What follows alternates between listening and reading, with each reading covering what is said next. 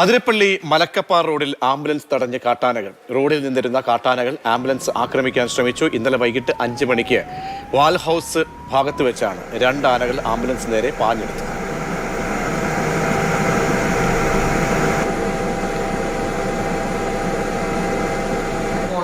ഒരു സോമൻ എന്ന് പറഞ്ഞ ഒരു ചേട്ടനെ സ്റ്റോപ്പ് വന്നതിനെ തുടർന്ന് ചാലക്കുടി ഹോസ്പിറ്റലിലേക്ക് കൊണ്ടുപോയായിരുന്നു.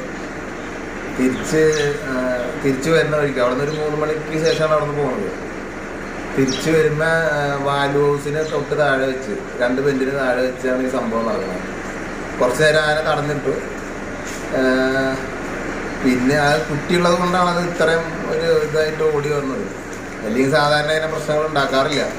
പിന്നെ ടൂറിസ്റ്റുകൾ കല്ലെടുത്ത് എറിയുക അല്ലെങ്കിൽ ഇറങ്ങി ഫ്ലാഷ് അടിക്കുക ഫോട്ടോ എടുക്കുക ചെയ്യുമ്പോഴാണ് ഇങ്ങനെ ചെയ്യാറ്. ഇത് കുട്ടിയുള്ളത് കൊണ്ടാണ് ഇത് ഇങ്ങനെ ഓടി വരാൻ കാരണം.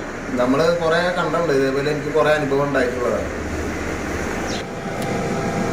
MS ലിഷോയി ചേരുന്നുണ്ട് വാർത്തയുടെ വിശദാംശങ്ങൾ നൽകാൻ. ലിഷോയി, ആന പതിവായി സഞ്ചരിക്കുന്ന മേഖലയാണല്ലോ. എങ്ങനെയാണിപ്പോൾ ആംബുലൻസുകാർക്ക് അനുഭവപ്പെട്ട കാര്യങ്ങൾ അവർ പറയുന്നത്? തലനാഴിലേക്കാണോ രക്ഷപ്പെട്ടത്? ഇന്നലെ വൈകുന്നേരമാണ് ഈ സംഭവം ഉണ്ടായത്. മലക്കപ്പാറയിലേക്ക് ചാലക്കുടിയിൽ രോഗിയെ ആശുപത്രിയിലേക്ക് ആക്കിയ ശേഷം മലക്കപ്പാറയിലേക്ക് തിരിച്ചു വരികയായിരുന്നു ആംബുലൻസ്. ഈ സമയത്ത് ആനകൾ റോഡിൽ നിലയുറപ്പിച്ചിട്ടുണ്ടായിരുന്നു. ഈ വാൽവ് ഹൗസ് പ്രദേശത്താണ് ആനകൾ ഉണ്ടായിരുന്നത്. ഈ സമയത്ത് ഏകദേശം 10 മിനിറ്റോളം നേരം ഈ ആനകൾ റോഡിൽ തന്നെ നിന്നു. ഈ സമയത്ത് ആംബുലൻസ് അവിടെ നിർത്തിയിട്ടു. പക്ഷേ ഉടനടി തന്നെ ഈ ആനകൾ ഈ ആംബുലൻസിന് നേരെ പാഞ്ഞെടുക്കുകയായിരുന്നു.